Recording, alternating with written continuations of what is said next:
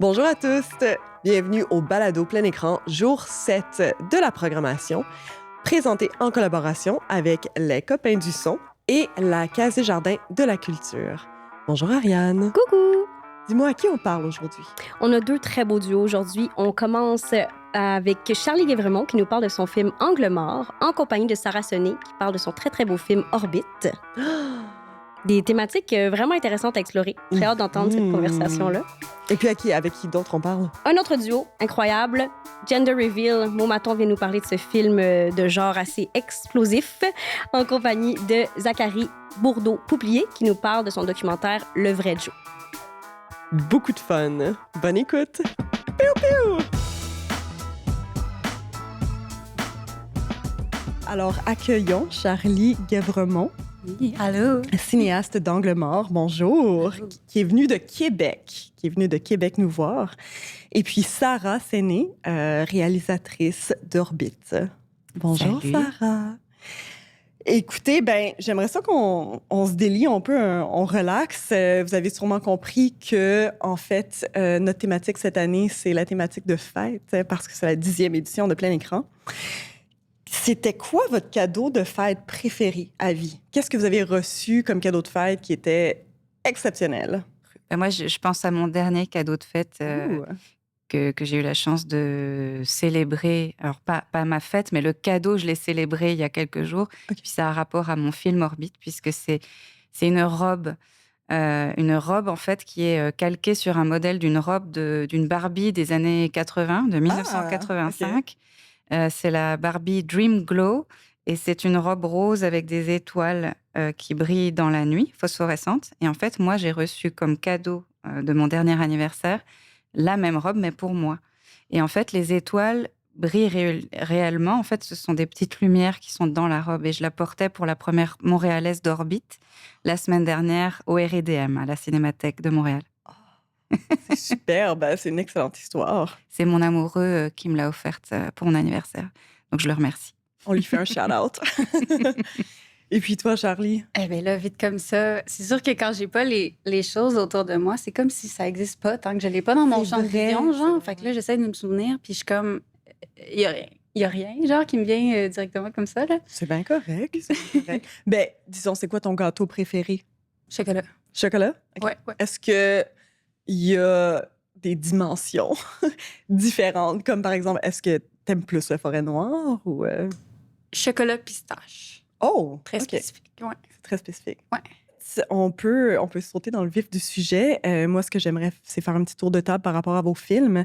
On peut commencer par Angle mort, que j'ai beaucoup, beaucoup aimé.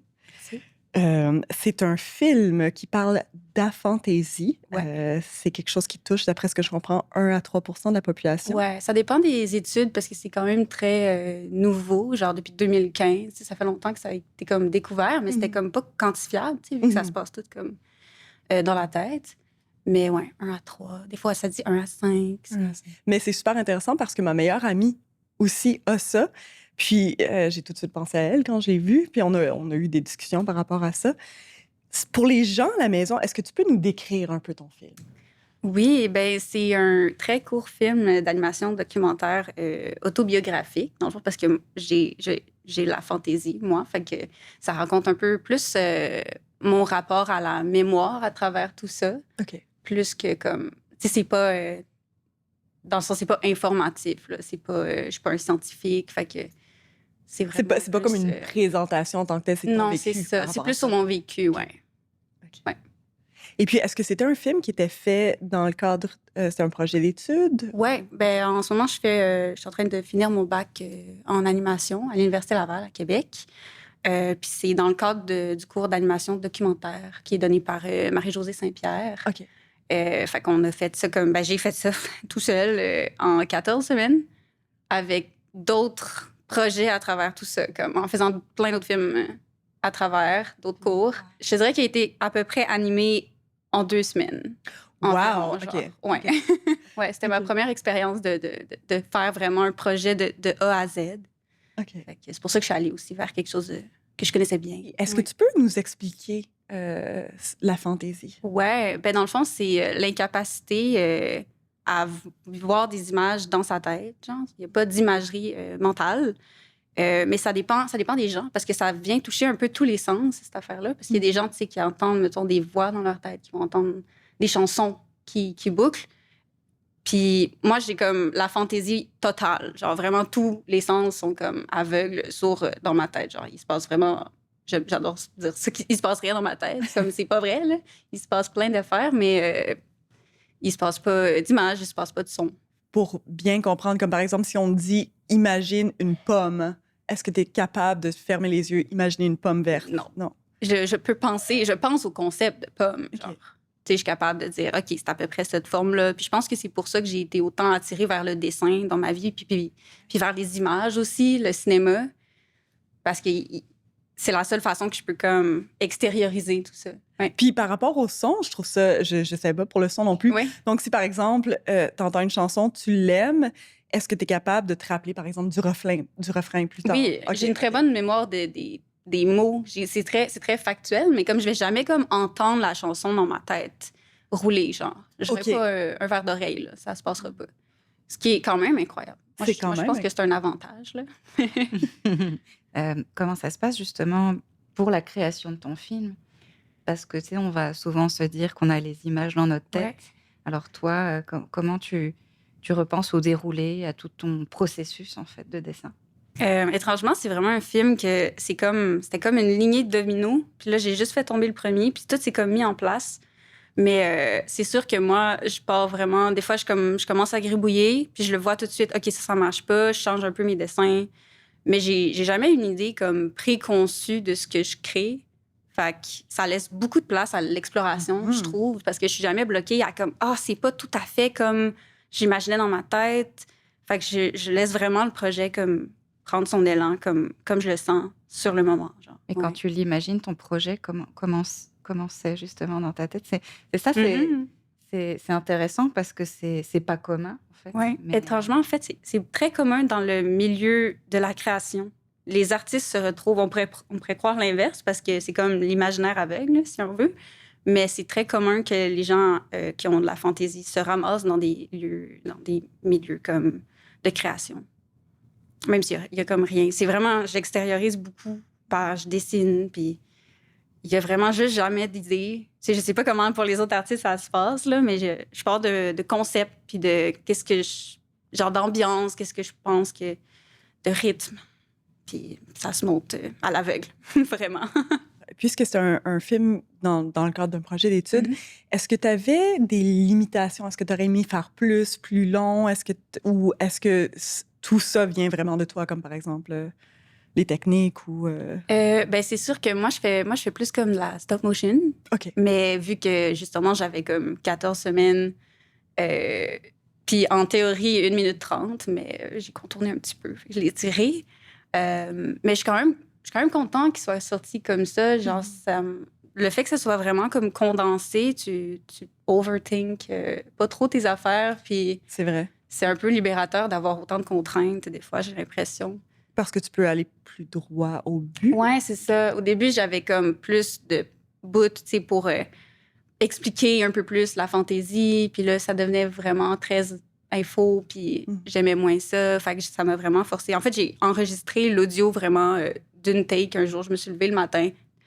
J'ai enregistré ça chez moi vraiment d'un bout. Puis j'ai monté après ça avec les images que j'avais. J'aimerais savoir, juste en termes de technique d'animation, moi, je connais pas grand-chose. Est-ce que tu peux nous expliquer les techniques que tu as utilisées? Oui, ben c'est entièrement de l'animation 2D numérique. Là. Okay. Ça paraît pas trop, mais comme il y a aussi beaucoup de réutilisation dispersée un petit peu partout dans le film, comme en soi, ça n'a pas été trop long à créer, là, mais en fait, je me suis surtout questionnée sur est-ce que je prenais ce sujet-là, parce que j'avais l'embarras du choix dans le cours.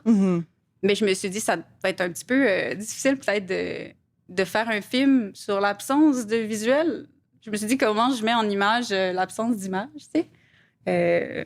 Puis c'est comme naturellement venu vers cette espèce d'analogie-là avec la technologie, les écrans, les haut-parleurs, tout qui ne fonctionne pas. Puis tu dis que ta spécialité, c'est plus le stop motion? Ouais, construire une marionnette, construire des décors. C'est beaucoup, beaucoup de temps. Ben oui. Ce que j'avais pas dans le cadre du cours, mais ça a donné un film dont je suis fière quand même. Là, fait que... J'allais te demander, est-ce qu'il y a d'autres choses que tu aurais voulu inclure dedans ou... Non, vite comme ça, vraiment. C'est vraiment, là, j'ai poussé le premier domino, puis ça a juste tout... Ouais, ça s'est vraiment fait facilement. Là, en plus, c'est mon premier film, fait que là, je me dis, ça va-tu être toujours comme ça?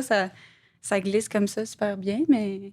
J'aimerais savoir, est-ce que c'est quoi le commentaire qu'on te dit le plus souvent quand les gens visionnent ton film? Est-ce que des gens se révèlent à toi? Oui, Ouais. mais en fait, il y a beaucoup de gens qui me disent que c'est triste comme film.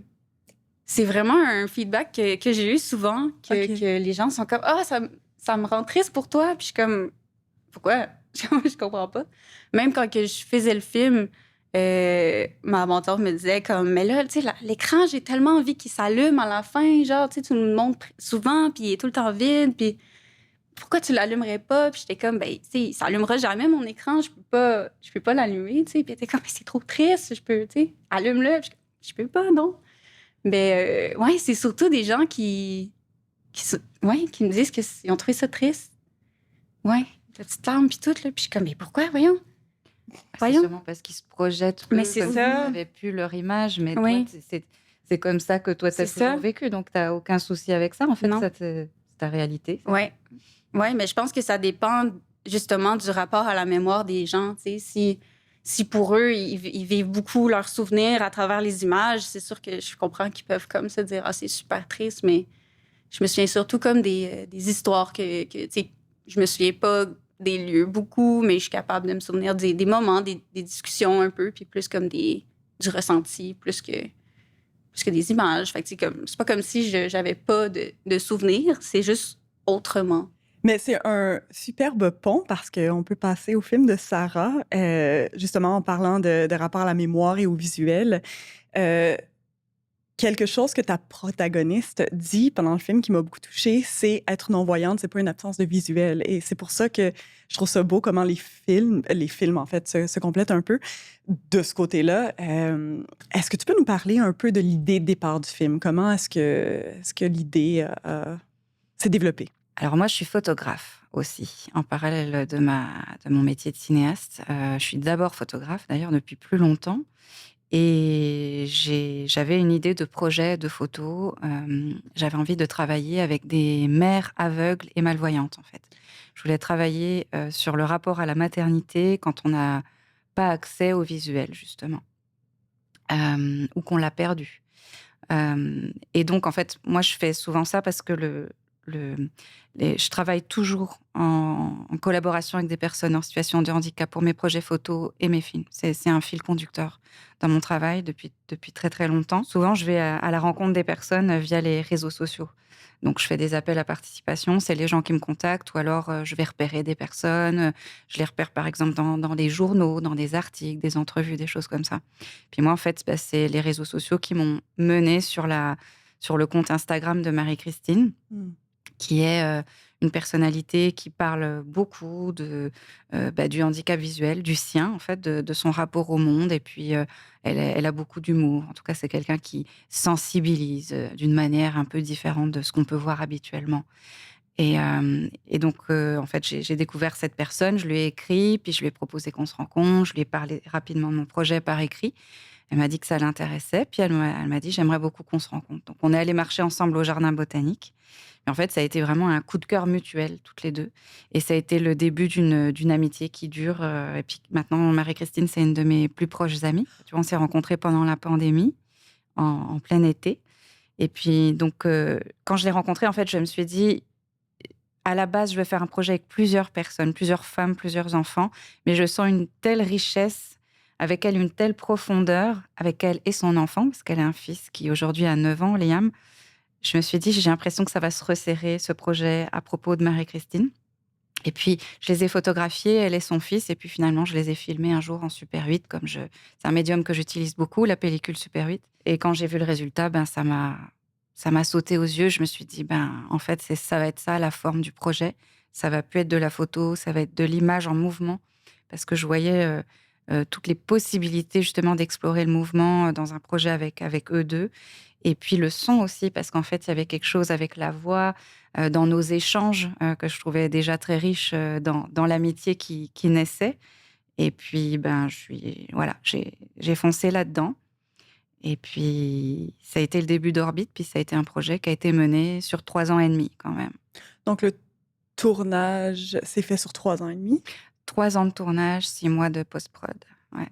Ben, en fait, on se parlait pré-enregistrement sur les beaux divans vintage.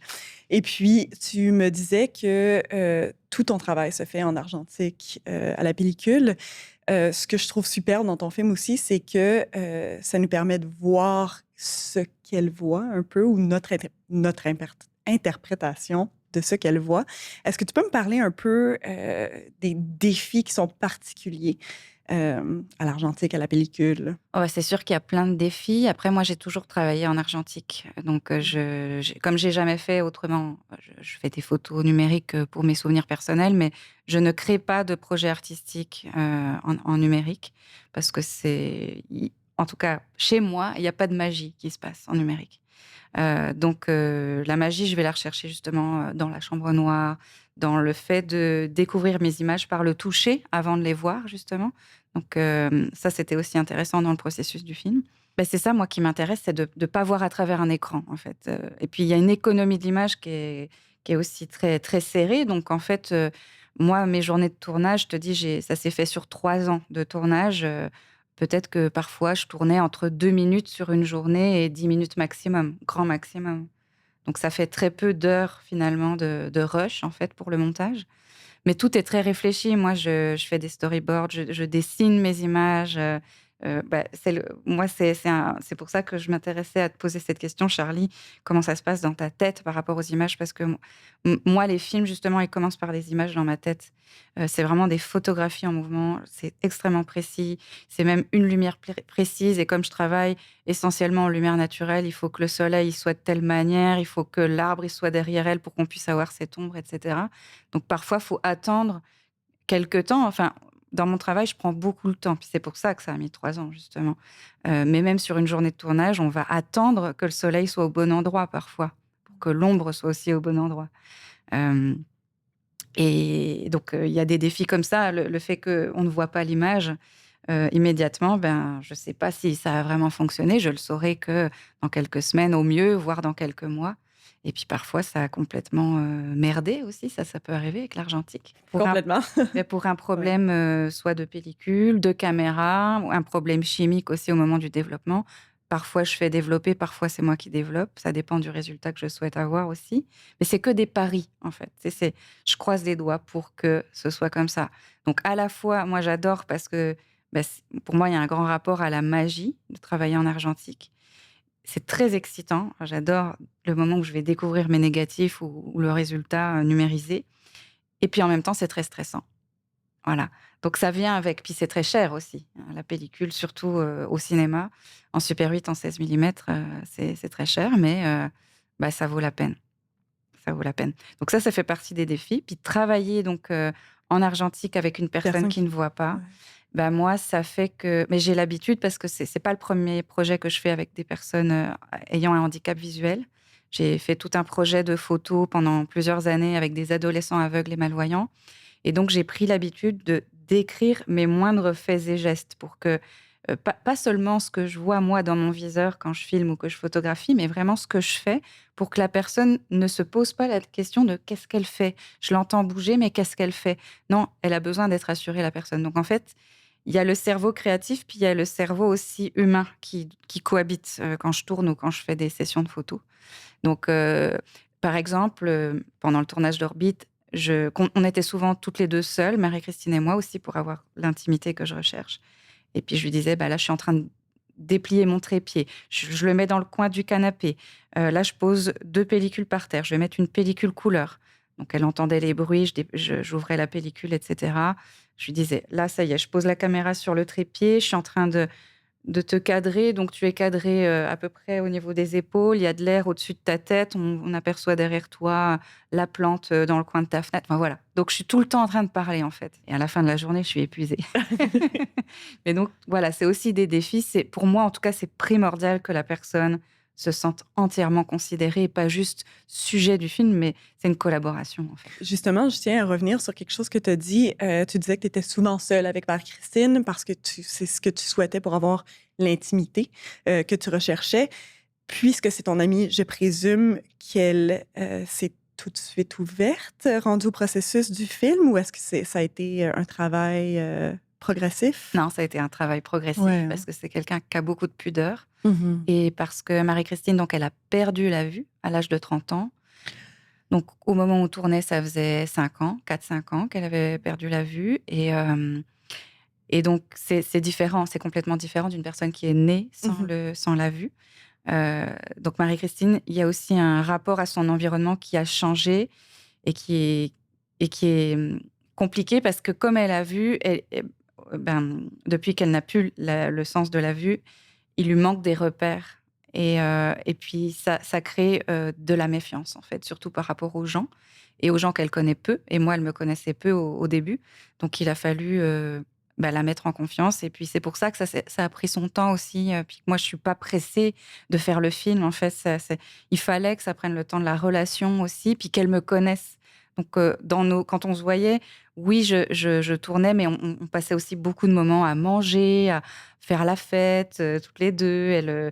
On allait voir des films ensemble et moi, je lui faisais l'audio-description en live quand on allait voir un film. Enfin, voilà. Donc, on créait des moments aussi qui n'ont rien à voir avec le film. Qui vont nourrir, en fait, cette intimité. Qui nourrit exactement l'intimité. Et puis, par exemple, pour te donner un élément, je trouve, qui est assez symbolique, c'est que Marie-Christine, c'est quelqu'un qui porte toujours ses lunettes de soleil. Elle a des grosses lunettes de soleil noires, très couvrantes, qui lui donnent la classe, mais qui sont aussi parce que elle aime pas ses yeux. Elle le dit dans le film, dans Orbite. Elle a souvent eu honte de ses yeux, comme beaucoup de personnes qui ont un handicap visuel d'ailleurs. Et ça, c'est des questions de rapport aux normes, d'yeux classiques, en tout cas de codes, de standards, tu vois, de regard, etc. C'est à cause des autres, en fait, qu'il y a des complexes. C'est souvent à cause des autres, d'ailleurs, que les personnes aveugles ou malvoyantes portent des lunettes fumées, en fait. C'est parce qu'on va trouver ça étrange, on va être mal à l'aise, il n'y aura pas le eye contact dans la communication, dans la conversation. Et Marie-Christine, chez elle, elle enlève ses lunettes de soleil parce qu'elle est à l'aise, en fait. Mais dès qu'on tournait, elle les remettait. Et puis, au fur et à mesure, je lui ai demandé, est-ce que Marie-Christine, tu serais à l'aise? Parce que moi, je les trouve magnifiques, tes yeux. Ils sont bleu pastel. C'est des yeux de ciel. Moi, c'est souvent ça que je lui ai dit. Alors moi, elle est très complexée parce qu'il n'y a pas de pupille, parce qu'elle a l'impression que ses yeux partent dans tous les sens. C'est pas le cas. Et puis, quand bien même c'est le cas, c'est ses yeux et ça lui appartient et c'est très beau. Ça fait partie de son visage. Donc, il a fallu aussi que je la rassure beaucoup là-dessus. Puis, hop, à un moment donné, elle a enlevé les lunettes, puis elle était très à l'aise. Donc, en fait, dans le film, elle a un peu les lunettes, puis finalement, elle a souvent pas de lunettes, quoi. Est-ce qu'elle a participé beaucoup au processus de post-production, montage? Non. Montage, non, elle m'a fait totalement confiance. Non, elle a été très impliquée dans ce que j'appelle les mises en scène, parce que moi, je fais du documentaire, mais c'est très mise en scène. C'est comme dans mes photographies, en fait, je place les personnes, comme je disais, par rapport à une lumière, un endroit, des accessoires. En fait, c'était beaucoup dans l'amusement aussi qu'on crée ensemble. Et puis, elle me faisait des propositions. Elle me faisait des propositions de vêtements, de choses, de couleurs aussi, parce que j'ai travaillé dans le film à la fois en noir et blanc et en couleur. Et elle a apporté des idées. Et puis, elle me disait si ça lui plaisait ou pas aussi, mes idées. Ça pouvait ne pas lui plaire. Donc, bien sûr, c'était totalement respecté. Je faisais rien sans son consentement. Et puis, elle était au courant de tout. Puis après, une fois que je visionnais les images, une fois qu'elles avaient été développées, les pellicules et numérisées, je lui faisais des messages vocaux super longs pour lui décrire tout ce qui se passait, quoi. Wow. Alors là, on a tel plan. Tu es cadré jusqu'à la poitrine. J'ai filmé au ralenti, donc tu as les cheveux dans le vent. Il y a de la neige qui tombe sur toi. Il y a telle lumière, il y a telle émotion. T'es super belle. Voilà. Donc, c'est ça que je faisais. Et puis ça la rassurait aussi, en fait. Puis ça lui donnait confiance. J'avais déjà vu ton film avant de voir qu'on avait été jumelés, genre au Festival de cinéma de la Ville de Québec. J'ai eu l'occasion de voir ton film. Je pense que c'est vraiment celui qui m'a le plus marqué, surtout quand elle parle justement de... même si elle voit plus, qu'elle a encore beaucoup d'images visuelles dans sa tête. Donc, moi, je me suis dit, oh mon Dieu, même les personnes non-voyantes vont voir encore des images. Et ça m'a vraiment terrifiée quand je l'ai vu. Mais j'ai vraiment, après ça, j'ai tellement aimé la sensibilité aussi qu'il y avait derrière, puis les images comme plus abstraites, parce que je me pose souvent la question de qu'est-ce qui se passe dans la tête des gens qui voient des images dans leur tête. J'ai jamais vraiment trop compris le concept. Puis quand je vois des images comme ça, je me dis tout le temps comme « Ah, est-ce que c'est comme ça? » ou « Ah, est-ce que c'est comme ça? » Fait que c'est vraiment un film qui m'a touchée pour ça. Ah, merci beaucoup, je suis ravie de l'entendre. Ouais, bah, je pense que ça dépend d'une personne à l'autre. Ça dépend aussi, comme je disais, si elle est née avec une cécité ou si elle a vu pendant un certain temps. C'est très différent d'une personne à l'autre. Mais Marie-Christine, elle a effectivement encore beaucoup d'images et elle m'a souvent parlé des rêves, parce que dans ses rêves, elle voit. Et puis, on n'a pas mis ça dans le film, on n'en a pas parlé, mais Marie-Christine, ça lui arrive aussi d'avoir des sortes de réminiscences visuelles, comme des hallucinations visuelles, en fait, comme on peut avoir des hallucinations auditives, en fait. D'ailleurs, elle le dit aussi dans Orbit, c'est que c'est rare qu'une personne soit dans le noir total. Souvent, il y a des perceptions lumineuses, il y a des crépitements, il y a même des couleurs. Voilà. J'aimerais savoir, est-ce qu'il y a des choses qui sont moins évidentes, par exemple pour les spectateuristes, que tu aimerais communiquer? En fait, moi, il y a quelque chose dont j'aimerais parler, que j'aimerais aborder, c'est qu'on se questionne souvent quand on ne me connaît pas ou qu'on ne connaît pas mon travail sur pourquoi est-ce que justement pour mes projets, je collabore avec des personnes en situation de handicap. Parce que j'ai l'impression que parfois, ça peut être un petit peu suspect. On se demande, parce que avec les représentations des personnes en situation de handicap, il y a parfois la question du voyeurisme ou en tout cas, d'un misérabilisme. De mon côté, c'est que j'ai grandi aux côtés d'une maman en situation de handicap, d'une tante aussi en situation de handicap, et que j'ai moi-même des handicaps invisibles, et notamment des douleurs chroniques, des acouphènes, qui sont des bruits fantômes avec lesquels je cohabite depuis des années. Et donc, depuis petite, en fait, je suis très sensible au regard social sur les personnes qui vivent avec des corps ou des conditions qui sortent des normes, en tout cas qui sortent aussi des normes de performativité sociale, parce qu'on est quand même dans une société qui attend beaucoup de performance et puis qui a aussi des attentes de tous bords, en fait, esthétiques. Et puis, je sais pas, on est toujours dans ce besoin de ressembler à. Et en fait, quand c'est des représentations qui ne montrent pas des corps qui sont misérabilisés, ils peuvent être aussi un peu angélisés. Puis moi, je me retrouve pas non plus là-dedans.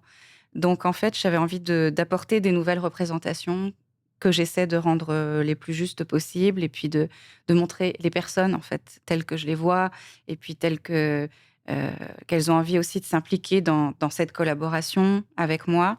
Et comme je le disais, dans l'amusement, dans la mise en scène, dans la poésie aussi. C'est ça que j'essaie beaucoup d'apporter dans mes projets. Donc, et dans la sensorialité, en fait, parce que c'est ça aussi que j'essaie beaucoup d'apporter. Et puis moi, ce qui peut être moins évident, sinon quand on regarde, par exemple, Orbit, c'est comment c'est fait. Donc, il y a des segments qui sont plus classiques, qui sont tournés en pellicule. Et puis, il y a des segments qui sont plus surréels, disons, avec des couches de peinture, parce que j'ai peint la pellicule. Puis, j'ai travaillé aussi dans un centre d'artistes qui s'appelle Main Film, dans lequel j'ai eu la chance de faire une résidence pendant 1 an, qui m'a permis de travailler sur ce qu'on appelle une tireuse optique, qui est une grosse machine qui comprend une caméra Bolex, une caméra 16 mm, pour faire des effets spéciaux analogiques, donc des effets spéciaux sur pellicule. Donc, j'ai passé des heures et des heures à essayer de faire des choses pour approcher le monde sensoriel de Marie-Christine. C'était ça mon but, en fait, qu'on la rencontre par la sensorialité. J'aimerais savoir qu'est-ce que Marie-Christine a pensé du film? Je pense qu'elle l'adore. Mais Ben, il y a pile poil un an, on était dans les studios de mixage chez Prime. Je venais de terminer tout, la colorisation et le mixage. Et puis, c'est vraiment la première personne à qui je voulais faire écouter le film, et au sens de écouter, comme on le dit au Québec, chez Marie-Christine, ça se prête très bien. C'est-à-dire qu'elle est venue avec son amoureux qui est dans le film, et puis j'ai lancé le film, puis je leur ai dit, on va d'abord l'écouter, donc vraiment au niveau du son, puis après on va le regarder une deuxième fois, et je vais faire une pause à chaque changement de plan. Comme ça, je vais décrire quel plan arrive après lequel, parce que comme elle connaissait déjà tous les rushs, toutes les images que j'avais tournées, elle a une très très bonne mémoire, elle savait. C'est juste que là, je voulais qu'elle sache qu'est-ce qui arrive, à quel moment, et comme il y a sa voix, il y a la narration, je voulais qu'elle puisse associer quelle image arrive à quel moment quand elle dit quoi. Et ça, elle a vraiment retenu, c'est incroyable. Et elle a été super émue, super touchée. Et puis son amoureux, il a pleuré, il était émerveillé, il lui a dit combien elle était rayonnante, belle dans ce film. Et ça, je pense que ça l'a aussi beaucoup rassurée, évidemment, parce que le regard de celui qu'elle aime, le regard qu'il pose sur elle, c'est extrêmement précieux. Donc, oui. J'ai beaucoup aimé le segment lorsqu'elle parle de tenir la main de son amoureux, de son fils. Ils sont très beaux ensemble. Malheureusement, c'est déjà la fin. Je continuerai plusieurs jours à discuter. En fait, on va maintenant passer au deuxième segment du balado. Et merci. On accueille les cinéastes de Gender Reveal et puis Le Vrai Joe. On est pas mal chanceux. Bienvenue à Momaton. Merci. Cinéaste de Gender Reveal, qu'on a aussi joué l'année passée dans le cadre de notre projection qui fesse. On aime beaucoup Gender Reveal à plein écran. Merci pour le soutien. On a décidé de l'avoir dans notre programmation cette année. Aussi, bienvenue à Zach Bourdeau-Pouplier. On va commencer par une petite question pour se réchauffer, pour vous accueillir.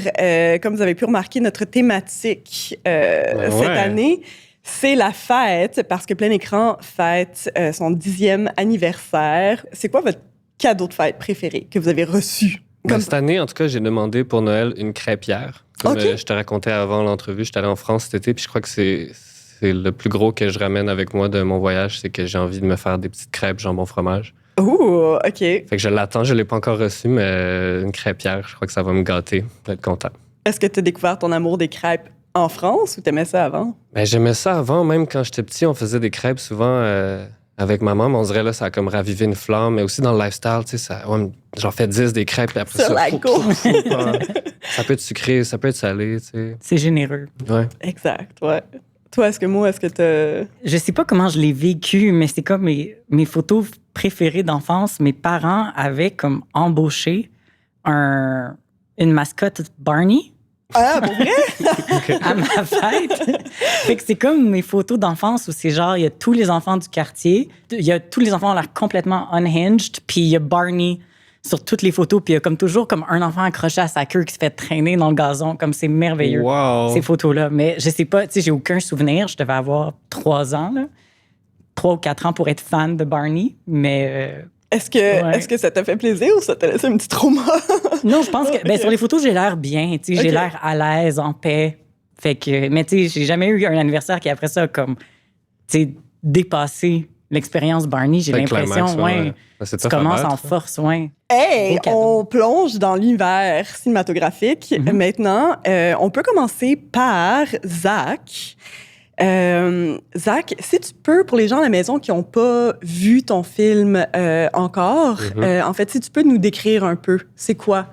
En gros, c'est le portrait d'une personne qui a pris une méchante débarque à un moment donné, puis qui s'est retrouvée avec une prescription d'opiacés.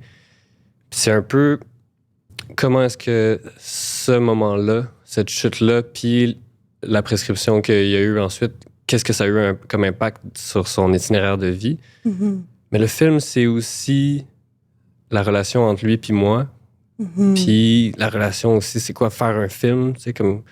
Fait qu'il y a comme... Puis il y a du conflit, il y a de l'incompréhension. Je me demandais comment est-ce que tu as rencontré le vrai Joe? Le vrai de vrai Joe. Comment est-ce que vous êtes rencontrés? Ben, j'étais sur mon balcon comme ça avec ma coloc, puis lui, dans le fond, ça faisait des semaines qu'il travaillait chez ma proprio en bas, il faisait de la rénovation. OK. Puis là, à un moment donné, c'est lui qui avait la gig de changer tous mes balcons. Fait que comme jour après jour, il était là. Il disait « Ah, je fais que passer, puis tout. » Puis dès qu'on sortait fumer, tu sais, des fois, on jasait, puis tout. Puis il y a un soir que lui a fini son shift, puis là, on lui a offert une bière, il est venu jaser. Finalement, il était comme « Hey, vous êtes donc bien hot, genre, je m'en vais vous chercher des popsicles. » Il est allé nous chercher des popsicles, il est revenu. Là, on a continué à jaser, puis tout. À un moment donné, on a fumé un petit joint, puis là, il s'est ouvert. Il s'est ouvert, puis il a commencé à me raconter son histoire, puis tout. Puis moi, je suis parti de Montréal après. Je suis allé à Rivière-du-Loup pour étudier en cinéma documentaire, puis son histoire m'est comme restée en tête dans un angle qui m'intéressait en particulier. Avant, moi, je faisais un travail d'intervention, puis je travaillais dans une maison de logement, puis il y a comme un pattern dans son récit que j'ai vu et revu, l'espèce de « Ah, je travaille ou je fais du sport, puis je me suis blessé, une blessure qui vient avec beaucoup de douleur. Mm-hmm. Puis les antidouleurs, puis là, fou, la vie change du tout au tout. Puis on dirait qu'il y a comme ça qui m'est resté dans la tête, ouais. Donc, en fait, tu as fait sa rencontre pour la première fois il y a plusieurs années ou quelques années. C'était comme moi à la fin de l'été dernier, je dirais. Puis après ça, tu as pensé à lui pour faire ton film. Ouais, c'est ça. Il y a comme 4 mois qui ont passé, je crois. Puis là, à un moment donné, on s'est rencontrés en janvier dans un café. Puis je lui ai parlé de ça, puis tout. Puis lui, il me faisait triper là, parce qu'il se promène en hiver avec une roue électrique. Puis là, ça faisait partie de mon brainstorm aussi. Côté esthétique, je le trouvais trop flyé. Là. Il est comme en bodysuit, là, une grosse armure, puis tout. Puis il est venu me voir au café avec un full face, puis il était genre « Hey, ça me tente tellement! » genre, puis tout. Puis sa motivation, genre, il était comme tellement motivé, puis tout, à faire ça, à ce qu'on prenne le temps ensemble de faire ça, que moi, ça m'a drivé aussi, genre. J'avais beaucoup de doutes, puis j'avais beaucoup de différentes idées. Puis là, quand je suis rentré chez moi, il m'a appelé, il m'a laissé un message sur mon répondeur. C'est le message de répondeur qui est au début du film. Il semble être assez ouvert, puis il est capable de se mettre en position de vulnérabilité quand même assez facilement. Vous avez un bon rapport de confiance. Moi, je me demandais, est-ce que ça a pris du temps avant qu'il puisse se déplier comme ça, ou dès la soirée des popsicles, il s'est lâché lousse? Ben, il m'a comme droppé ça, puis tout, mais après ça, l'espèce de fraternité ou de lien d'amitié qu'on a, ça a pris un peu plus de temps à se développer, mais en même temps, il était sur mon balcon. C'était pas, j'avais pas besoin d'aller bien loin. Moi, je fume pas mal de cigarettes dans une journée, fait qu'on... Miam, je m'ennuie des cigarettes. Je suis désolé. OK. Fait que ça s'est développé comme ça. Peut-être aussi off-cam.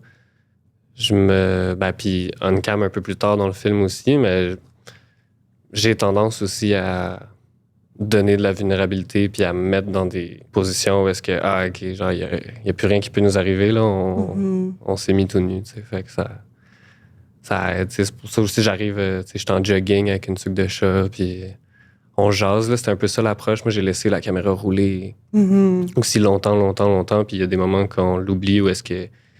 Parce que c'est une personne qui est très self-aware, qui est très consciente de qu'est-ce qu'elle dégage aussi, puis tout. Fait que, tu sais, il y a comme des moments un peu plus cabotins. J'en ai laissé certains dans le film. Mais il y a des moments aussi où est-ce que, tu sais, moi aussi, je l'oublie, la caméra, puis là, on essaie juste de comme faire quelque chose, genre, puis c'est assez tough de même. Puis quand je suis reparti, moi, des fois, de tournage avec lui, là, j'étais mindfuck, là.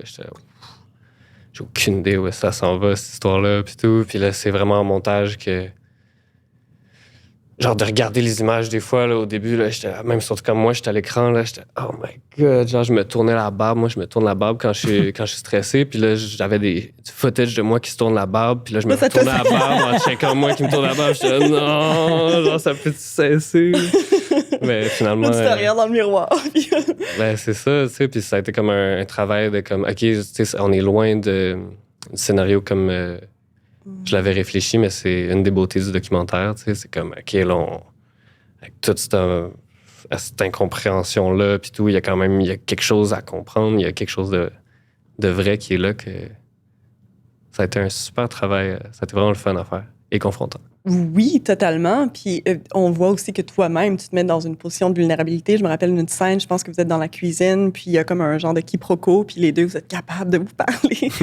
Je me demandais, il y avait combien d'heures de matériel? Tu parles que tu as dû couper beaucoup de choses au montage? Une quinzaine, je dirais. Oh, wow. Il y a des moments qu'on s'est vu aussi que on n'est pas allé à quelque part vraiment avec ça, tu sais. Puis même à un point où est-ce que ça l'inquiète, Joe, tu sais. À un moment donné, il est comme, hey, si c'est free for all de même, tu vas avoir tellement de footage, là, tu sais, c'est pas bon pour toi, tu sais. Puis tout. Puis j'étais comme, non, mais moi, c'est ça que je veux, là, tu sais. Fait que ouais, c'était quand même beaucoup de temps, mais on dirait que c'est ce que j'aime, moi, dans le style de film que j'ai voulu faire, c'est les petits détails anodins, les façons d'être dans la personnalité qui ne mentent pas, qui ne peuvent pas mentir, puis qui nous donnent du croustillant, des petites infos insolites, mais qui nous permettent de s'attacher aussi, tu sais, de voir la personne réellement qui elle est. Fait que j'ai essayé de nous dépeindre, lui et moi, dans tous ces petits quirks-là aussi. Est-ce que tu as des histoires qui ont été coupées au montage que tu peux nous conter? Quand j'ai fini le film, j'ai envoyé un message à Joe. J'ai dit, hey, c'est pas mal ça. Tu sais, moi, j'étais encore à Rivière-du-Loup. J'étais pas revenu à Montréal à ce moment-là. Fait que le regarder ensemble, c'était un peu difficile. Mais je lui ai dit, check, je peux te l'envoyer, puis tu le regardes, puis tu me dis qu'est-ce que t'en penses. Ou bien, j'arrive à Montréal dans une semaine, on peut le regarder ensemble. Tu sais. Puis lui, il m'a surpris un peu. On avait une autre incompréhension parce que il pensait que dans le montage, j'allais comme toujours revenir avec lui à chaque scène puis dire qu'est-ce que tu penses de ça puis tout, mais moi genre j'étais comme dans mon affaire, dans une espèce de rush avec des deadlines, puis en même temps les choses que je montais sans colo, sans mix, je lui montrais dans ma tête, si je lui montrais ça, il allait comme pas être down, tu sais, puis tout. Fait que là, quand je lui ai dit ça, il m'a comme surpris un peu. Il m'a dit, hey, je suis déçu que tu m'aies pas impliqué plus dans cette partie-là du processus, tu sais. Puis là, moi, j'étais là, fuck. Là, j'aime ça quand tout le monde se sent bien, tu sais. Fait que là, il m'a dit, envoie-moi le lien. Puis là, je lui ai envoyé le lien. Puis là, silence radio pendant 5 jours. Puis là, je m'en vais à Montréal, puis tout. Puis à un moment donné, moi, j'étais pas bien avec ça. J'étais là, oh my God, oh my God, oh my God, genre. Puis finalement, il me dit, ton lien, il marche pas. J'étais comme, oh wow, c'est puis tout. Puis là, il est venu à la maison, puis on a jasé un peu, puis tout. Puis là, on a regardé le film ensemble. Puis c'était vraiment tout qu'un événement, là. C'était juste lui puis moi, puis tout, tu sais. Puis au début, pause à toutes les 2 minutes, tu sais. Puis à un moment donné, il m'a dit, juste dans la scène de la cuisine, tu sais, il m'a dit, Calice, je suis le Elvis Gratton articulé. Puis moi, ça m'a fait pleurer de rire, ça, tu sais. Puis c'était comme vraiment confrontant pour lui de se voir à l'image. Puis il y a comme une évolution de lui, puis de comment il paraît aussi dans le film, au travers du film. Puis là, moi, je disais, non, mais check, attends, on sera en prochaine scène, on va voir la prochaine scène, puis tout. Puis là, quand on s'est rendu à la scène de batterie, c'était comme un rêve exaucé à quelque part pour lui, comme pour moi. Là. Puis là, on était genre tellement emotional, puis tout. Puis là, grosse accolade, puis c'était comme, wow, tu sais, c'était quand même un très beau moment où est-ce que je suis passé de comme... l'avoir trahi à finalement avoir réalisé un rêve commun avec lui. Tu sais, Est-ce que tu penses que tu as assez de stock pour faire le vrai Joe 2 de Return? Je penserais, puis je pense que lui, évidemment, sa vision de ça peut fluctuer. Là, je le laisserai en parler, mais il y avait de la motivation pour qu'on aille plus loin. C'était comme ça, on avait du fun aussi, tu sais, puis c'était comme un prétexte pour chiller. Fait qu'il y aurait moyen. Là, c'est sûr que je rajouterais des scènes de lui dans la neige avec sa petite roue électrique. Là. La scène de musique, où est-ce que ça a été tourné? D'après ce que je comprends, c'était aussi avec l'aide d'un de tes potes à toi? Ouais. Dans le fond, c'est des amis qui ont un band qui s'appelle Leaking Ghost. Okay. Shout out. Puis eux, ils ont un spot dans l'espèce d'église rouge au métro Place des Arts. Oh, wow! OK. Nice. Ouais, c'était comme le super addon. Mon ami m'a dit, si jamais t'as besoin d'aide, viens me voir, puis tout. Fait que là, on a comme pu avoir ce moment-là dans le studio, mais c'est un studio qui était convoité, puis tout. Fait que là, on avait comme un 3 heures pour faire ça, puis tout. Moi, je suis arrivé, genre la déco qui est là, c'est pas moi qui... c'est juste comme ça que le studio y est tout le temps, genre. Puis j'étais comme un peu... control freak, là, ce jour-là. J'étais comme, je voulais genre gérer des paramètres que j'avais pas le temps de gérer puis tout. Puis en même temps, je voulais comme qu'on ait vraiment un bon moment. J'étais comme, on va avoir un bon moment. On va avoir du fun! Ah ouais! On peut-tu transcender, là? On le voit pas dans le film, mais on a tourné puis tout. Mais là, vers la fin du tournage, il y a d'autres amis du band qui arrivent puis tout. Puis là, ça a comme... le moment, il a perduré un peu plus longtemps. Puis là, c'était « Ah, man, si t'as besoin d'un batteur là, dans une de tes bands, tu sais, puis tout. » Puis là, il y a comme eu un moment réseautage, même, au studio. Il y avait quelque chose d'intéressant quand, tu sais, en même temps, j'ai regardé le film, puis pour moi, comme la prédisposition de Joe, c'était un peu comme quelqu'un de beaucoup plus âgé, tu sais, de comme... Parce que c'est comme... Il y a comme une vibe un peu mentor, quasiment, parce qu'il guide, tu sais, il guide... les expériences, on dirait qu'il est comme vraiment impliqué dans votre dynamique, tu sais. Puis à un moment donné, il a comme nommé son âge, puis j'ai fait « Ah, OK, il est comme super jeune, tu sais. Mais il y avait quelque chose de ça que j'ai comme vraiment adoré. Là, c'est plus comme un commentaire qu'une question, parce que c'était comme vraiment intéressant, en fait, de voir les dynamiques qui se naviguent entre, justement, tu sais, faire un documentaire sur quelqu'un, puis son implication, puis qui te challenge, puis la place que tu lui laisses aussi, puis que tu prends. Puis... en fait, ouais, c'est ça. Moi, j'étais vraiment curieux de tout ça. Puis c'est intéressant d'entendre votre expérience à visionner le film juste vous deux. Puis là, sachant qu'il va être à plein écran en ligne, vous allez comme, encore une fois, pas le vivre en salle. Je me demande si ce serait vraiment... En tout cas, je me demande, est-ce que vous avez discuté de ce serait quoi par la suite, une projection en salle? Est-ce que vous iriez ensemble? Est-ce que... Ben moi, c'est comme un rêve que je cultive à quelque part, même que j'ai pensé... Quand j'ai écrit le scénario à base, j'ai imaginé qu'on faisait une projection en salle, puis qu'on vivait ce moment-là où est-ce que lui, il prenait le micro, genre, puis où est-ce qu'on était fiers. Puis j'aimerais ça, pouvoir même l'intégrer dans le film, ouais. Genre, je trouverais ça cool, mais de le vivre, lui, c'est clair, genre, tu sais, comme une des choses qu'il me disait aussi quand on a vu le film, c'est hey, man, ça va go viral, tu sais, genre. Puis comme on était quasiment dans une perspective de genre, on pourrait aller chercher là, des petites cotes de 15 secondes, tu sais, puis il était comme, man, ça va pogner, là, tu sais, c'est comme bang. Fait que je crois qu'on est prêt pour le fame. Puis, ready. J'aimerais, sérieux, ça serait super émouvant de pouvoir vivre ça avec lui, tu sais, puis justement son histoire qui partage, elle est pertinente, puis ça peut faire du bien, tu sais, à plein de monde, puis à moi, puis à lui, de partager ça. Fait quoi, il n'y aurait que du positif, là. Oui. Puis, tu sais, on est vraiment dans une société qui souffre de plein de dépendances. Tu sais, la majorité des gens ont des dépendances, même qu'ils se l'admettent ou pas, à différentes substances ou différentes choses.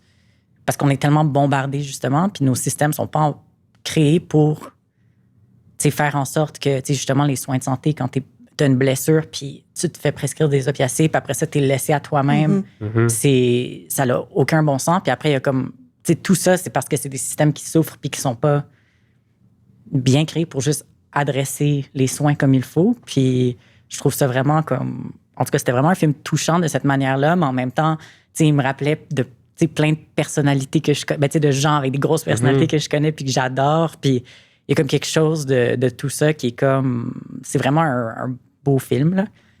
Ben, j'ai essayé, justement, dans mon approche, de pas... Je voulais faire comme le contraire d'un film misérabiliste.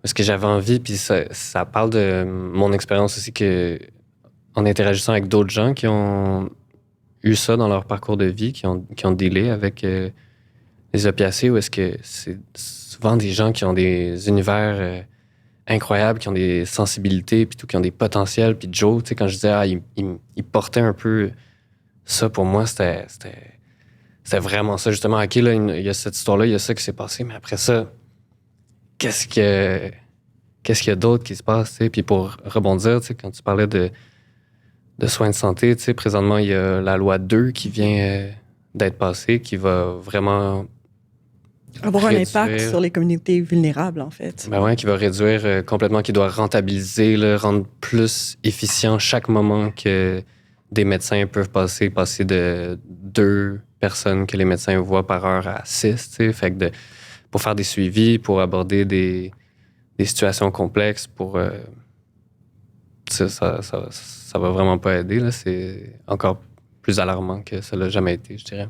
Du moins, ton film nous apprend des belles leçons. En fait, on peut maintenant passer au segment Gender Reveal. Rebonjour, Mo. Bonjour. Tu parlais de Barney et de fête d'enfants. Oui, c'est super. Dis-moi, est-ce que c'est ça qui a mis qui a fait germer l'idée de gender reveal? Non, pas du tout. En fait, j'ai commencé à avoir l'idée ça fait quand même longtemps, là. Autour de 2020, j'ai eu l'idée. Mais en fait, c'était déjà avant ça. Je sais pas pourquoi tout a commencé par Instagram et Facebook qui se sont mis à m'envoyer beaucoup de comme publicité. Genre, tu sais, du contenu targeted sur les gender reveals. Puis j'étais comme, mais pourquoi moi? Tu sais, pourquoi?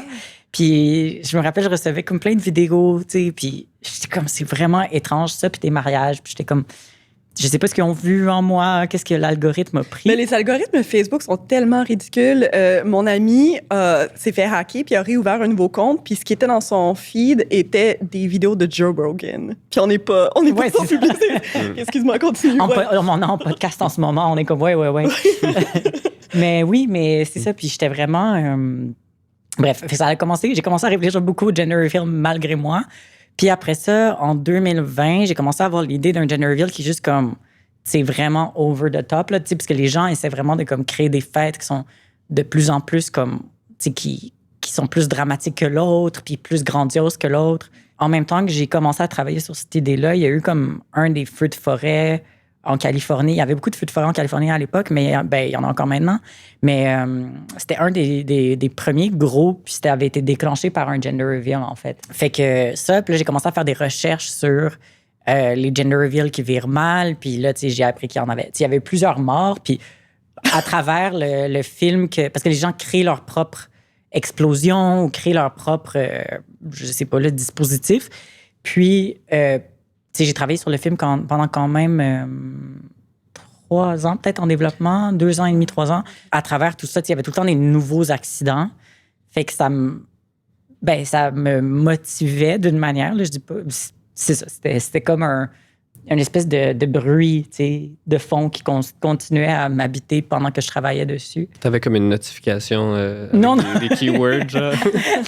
non, je vois, c'était que, tu sais, après, je retournais au matériel, je faisais d'autres recherches, puis là, je trouvais, ou comme, tu sais, puis là, c'est que les gens savaient que je travaillais sur un film de gender reveal, puis tout le monde m'envoyait, tu sais, dès qu'ils voyaient comme un gender reveal fail, puis encore, à ce jour, je reçois, dès qu'il y a comme une vidéo, puis là, c'est comme il y a une vidéo, puis il y a comme 6 personnes qui me l'envoient, je suis comme, ah, merci, mais tu sais, à ce point-ci, oui, j'en ai vu beaucoup. Mais c'est quoi les autres fails que t'as vu passer? Mais il y en a des comme moins dramatiques, là, genre un ballon qui fait juste s'envoler, puis là, tout le monde est comme triste. Mais tu sais, il y avait eu un accident d'avion. Il y avait comme un petit avion qui était, je pense que c'était au Mexique ou je sais pas où, qui était supposé faire de la boucane, puis il y avait eu un accident, puis le pilote était mort. On dit ça avec un sourire, je suis comme mais c'est quand même triste parce que c'est comme pas la personne qui voulait faire le gender reveal, là. Lui c'était juste un employé. Mm-hmm. Mais ouais, il y avait comme au Brésil aussi, il avait pollué une rivière en mettant de la couleur dans une chute ou c'est comme le genre de truc que t'es comme catastrophe, là. Les parties de gender reveal sont un fléau. Ouais, la personne qui a inventé le gender reveal le regrette énormément. Je l'ai tellement trouvé drôle, l'espèce de... Tu sais, la lanterne ou je sais pas quoi. L'utérus à l'envers, en fait. C'est ça. Le truc en métal, là. Silver, ouais. Ça m'a bien fait rire, l'absurdité de la chose. Là.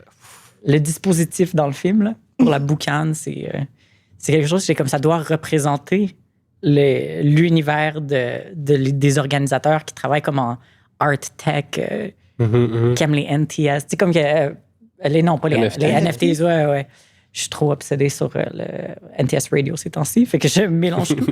Pour moi, c'était comme ça. Puis en même temps, j'étais comme une espèce d'utérus à l'envers qui pourrait s'envoler au besoin. C'était comme de mon tour à faire un shout-out à l'équipe de direction artistique. Larry qui a travaillé sur ce bel utérus. Oui, si on parle de direction artistique, puis on parle de props... Mm-hmm. On en voit beaucoup dans le film. Est-ce que je présume que ça a pris une grosse équipe faire ça? Ça a pris... Oui, quand même. J'ai travaillé avec Kenny Dorville, un directeur artistique vraiment génial. C'était notre première collaboration, puis il a tout donné. C'était intéressant parce que lui, il avait comme vraiment une grosse équipe, puis grosse pour un court-métrage, là. Puis c'était juste des gens tellement impliqués. Puis il y avait l'équipe des accessoires aussi qui était vraiment... Je sais pas, là, j'ai travaillé de manière très rapprochée avec ces gens-là parce que, justement, tu sais, à un moment donné, il y a comme des affiches. Il y a comme une espèce de mini-manifestation. Puis, tu sais, pour les affiches, j'étais comme, tu sais, dans le scénario, j'étais juste comme affiche. Tu sais, il y a une manifestation. Ouais, OK, tu veux quoi comme slogan sur les affiches? Puis j'étais comme, oh shit, OK, ouais, il faut vraiment penser, tu sais, au-delà, là. Fait que, tu sais, chaque élément. Puis, en fait, ben, il y a comme quelqu'un qui a fait des cupcakes maison. Tu sais, je me rappelle plus d'où venait chaque chose, mais tu sais, c'était comme, il y avait beaucoup de trucs DIY. Il y avait aussi beaucoup de trucs que comme des gens de l'équipe ont prêté. Puis il y avait beaucoup de choses qui provenaient des bachelorette parties aussi. Ouais.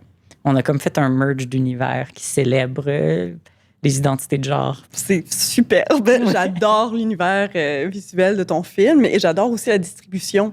Je me demandais comment est-ce que tu as trouvé ta distribution, en fait. Ouais, ben pour les 3 protagonistes principaux qui sont trans, les 3, on avait fait un casting call ouvert. J'avais travaillé avec Tania Arana qui fait beaucoup de casting sauvage, en fait. Fait qu'on avait fait un appel à casting comme at large dans la communauté, puis auprès d'agences et tout ça.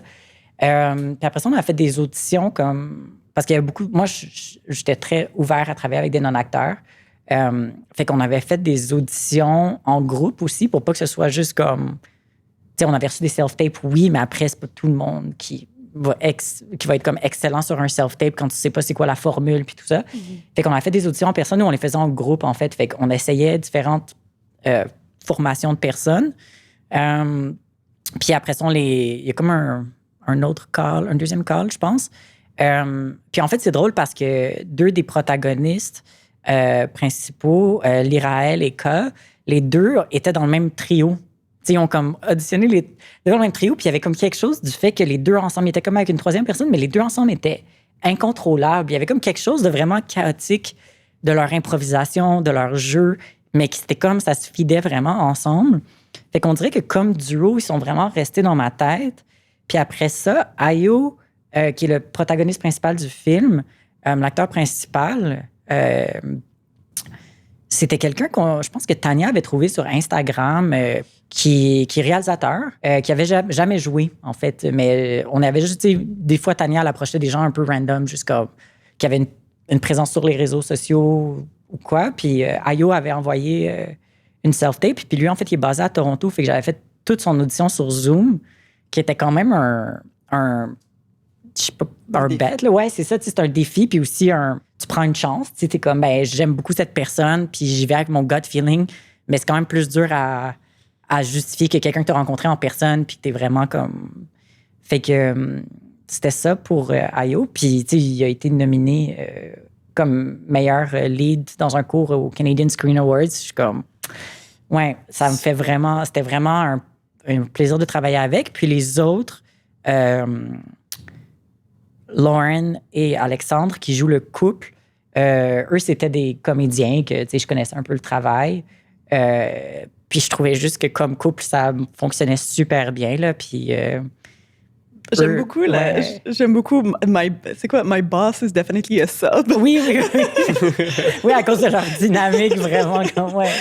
Ouais. On a d'ailleurs des autocollants de ça. My boss is a sub. J'ai oublié des années, mais ouais. Est-ce que tu as des questions pour moi?